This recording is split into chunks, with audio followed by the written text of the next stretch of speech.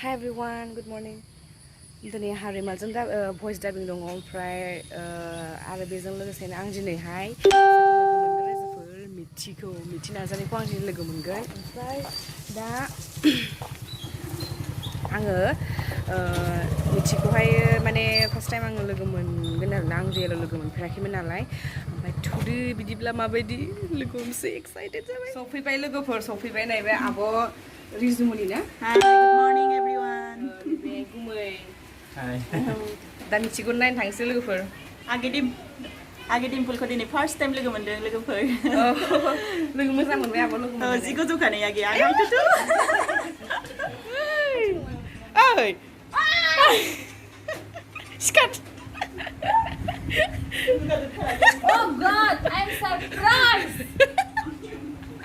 I'm hello uन्दुनाय बेमार जादों एसे सोंदि जानाया Nice to meet you.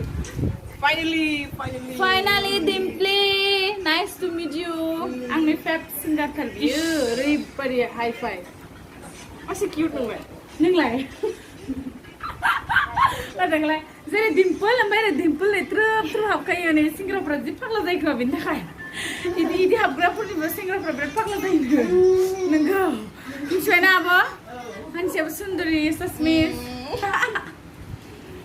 बरिया थांसै जोङो दा ज'नो एकदम इन्जय खालामनो रैमालि स्टुडिअ'आवहाय ना थांसै Hello everyone, welcome to Dimply Vlog.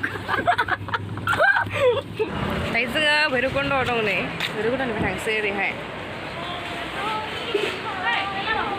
चिप्सफोर लादों थांसै लोगोफोर नै आसि सारदों